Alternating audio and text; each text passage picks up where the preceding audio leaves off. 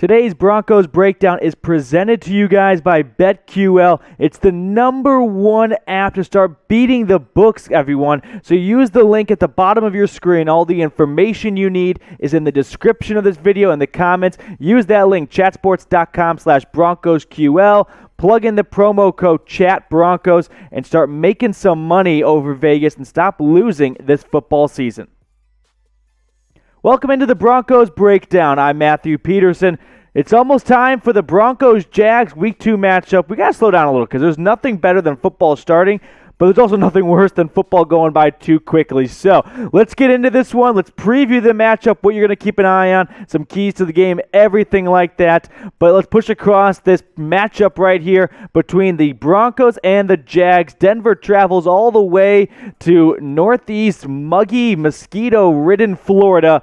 And starting the season off, 2 road games, but first one at New York was a bit of a cakewalk, and I expect this one to be as well. Broncos 6-point favorites on the road in this one. We'll talk about that more later on with our friends at BetQL and BetMGM. Over under at 45.5. So before we dive in too deep, predict the score. Broncos and Jags. Let me know what you're thinking for this one in the comments. Broncos favored by 6. I like the Denver Broncos winning this one. That's not a bold take to say. Give me the Broncos over the Jags 29-20. Okay, it just doesn't seem like it's going to be too difficult for Teddy Bridgewater and this offense to keep rolling, because look what Bridgewater did in week 1 here. He simply balled out. He went to the Meadowlands, and they made the New York Giants look like a soccer team on Sunday. Doesn't mind the suitcase life. What do I mean by that? What's that 16-14 telling you guys? That's telling you what Teddy Bridgewater has done on the road in his career. Now, here's what's a little interesting. 16-14 doesn't jump out to you as a great number, but it's on the road. And a handful of pretty well-established quarterbacks in the NFL never got above 500 in their road career. Who am I talking about right now? Notable quarterbacks include Matt Ryan, below 500 in his career on the road, Eli Manning, Cam Newton, Deshaun Watson. So when you put Bridgewater above those guys in that category, not too bad, if I say so myself. Now, he will be without wide receiver Jerry Jeudy, who was placed on IR earlier this week, so he's going to miss at least 3 weeks. Hopefully it's closer to 3 and not something like 6, but look for some of those other playmakers like Courtland Sutton and Tim Patrick to step up and fill that void. Now, here's what Bridgewater will be going up against. This key defensive line in front and secondary. I pull these 3 names at you guys so you have an idea of what you're looking for. Josh Allen, he's going to be chasing Bridgewater. He's one of the better edge rushers in the NFL. Myles Jack is definitely one of the more slept-on linebackers as well. He does it all. He stops the run. He gets after the quarterback. And C.J. Henderson, who was involved in some trade rumors. He's not probably living up to his first-round status when he was drafted not too long ago, but in Jacksonville, there's just not a lot of depth at that cornerback position. So those are the 3 key defensive players to keep an eye on for Jacksonville in this one. Talking about defense, Patrick Surtain, he's going to be getting his first start after Ronald Darby was very surprisingly placed on IR earlier this week. Didn't even see him get hurt in the game. Happened on the last drive, actually. But he's out for at least 3 weeks, which means Surtain, look at the depth chart. He's going to move up a spot here. Darby, CB2, asterisk placed on IR, so everyone moves up a little bit.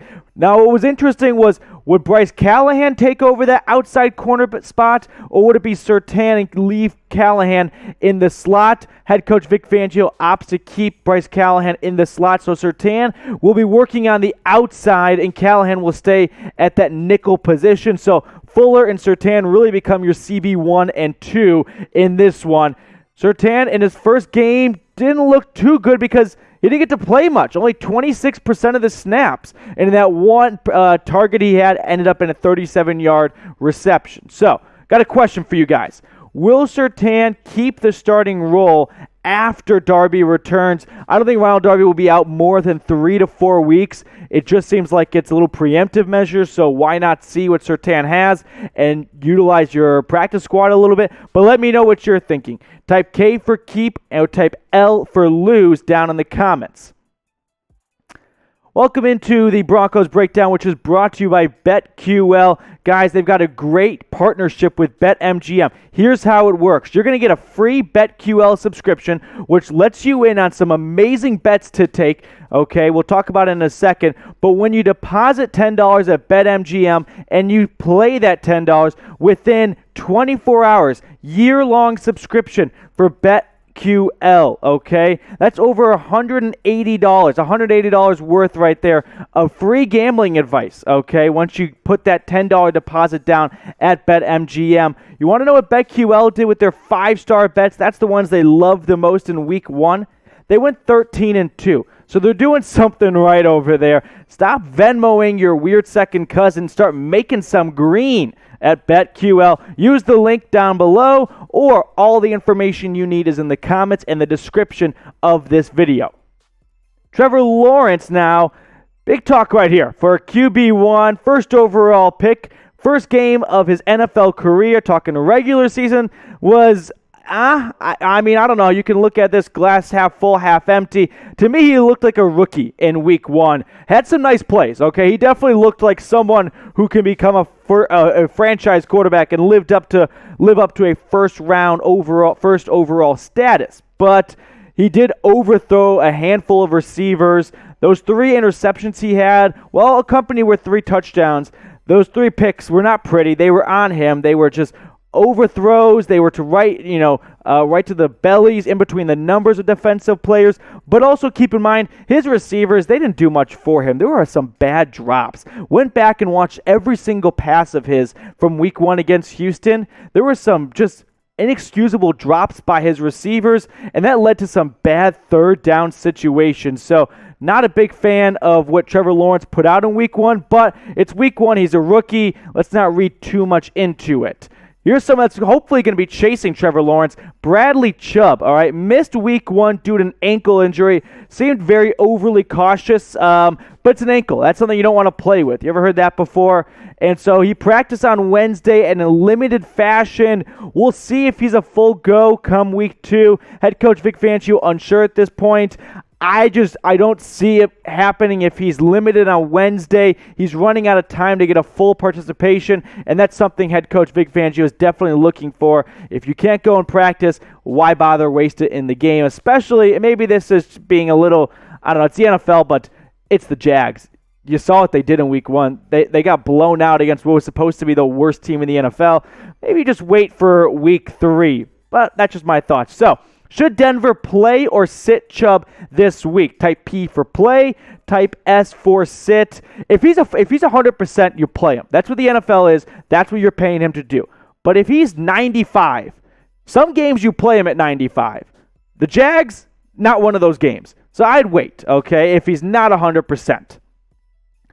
The Broncos Breakdown is presented to you guys by BetQL, but also make sure you go ahead and subscribe right now to this Broncos Breakdown so we can give you more Broncos news, rumors, previews, recaps, everything you want all season long. Subscribe right now so you can be the smartest at your water cooler on Mondays or on Fridays going in and out of the weeks. Check out the Jaguars' offensive arsenal here. Just going to put some names so you guys can keep an eye on come Sunday. So James Robinson was one of the best rookies last season, one of the best running backs, a Pro Bowl snub in my opinion. And this wide receiver room is sneaky good. DJ Chark is not someone you want to just sleep on because he has the capability to go off. Laviska Shenault, I think Broncos fans remember that name from his days in Boulder. He's quickly climbing up the ranks in the NFL. I think he's going to be a breakout guy this season for the Jags. And Marvin Jones, I mean, father time right there, longtime Detroit Lion. He's still churning out good numbers, so these are 4 guys you're going to want to watch and try and limit because if the Jags are going to pull off their first win of the season, somehow or some way it's going to be through one of these 4 players. So, who's your biggest concern? Who are you most worried about? Is it James Robinson? Pretty good running back if I say so myself, or one of the 3 wide receivers. Let me know who the biggest concern is for you down in the comments. Type JR for Robinson, MJ for Jones, whatever you're feeling. Just let me know what you're thinking in the comments of this video. BetQL, like I mentioned before, they're giving you guys great bets, okay? And with their partnership at BetMGM, you guys can start betting legally in Colorado. So Broncos fans that are living in the Denver area or anywhere in Colorado, whether it's Grand Junction or Colorado Springs, tons of great places, which means tons of great bets to be made. So here's the deal. $10 deposit at BetMGM. What that's going to do is you put that money in, you play it, you're going to get a free BetQL subscription. That free subscription is going to give you insights on great player props, over, under, spreads. Looking at some of the Week 2 BetQL 5-star, that's their favorite bets. Checking my notes here, Saints +3. They won by 30 against the Packers last week. I don't think that's Saints -3. That's not a bad one right there. Cardinals -3.5. They went to Tennessee and just blew the Titans out of the water. So some notable things right there. All right, now time for my keys to the game here. I got 3 keys for you guys, all right?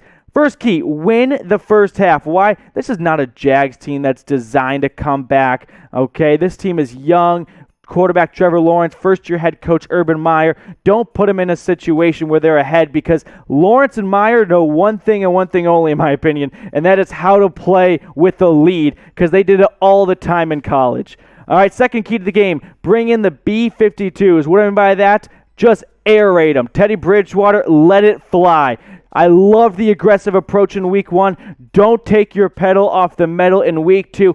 Air it out. This is not a strong Jaguar secondary. Let it drop. I mean, just unload. And my final key, let the Jags do their thing. What do I mean by that? It's the Jags. They always shoot themselves in the foot, whether it's dropping passes or coming up with mental mistakes at key moments. Let them make mistakes. Don't get in the way of them. In the first week of the season, the Jags had 10 penalties. Just let them make careless errors and just take them. Pick them up when they put it down. So those are my 3 keys to the game. Final question for you guys before we call it a show. Just having a little fun here. Will the Broncos send Urban Meyer back to college football? There's some reports, some rumors that he may be interested in this USC job. He shut it down. I've also seen this story before where he says absolutely not, and then he does it anyway. So let me know. Will this Broncos defense give Urban Meyer such a headache that he punches a hole in the wall and says, yeah, I'm going to Southern California? Type Y for yes or type N for no.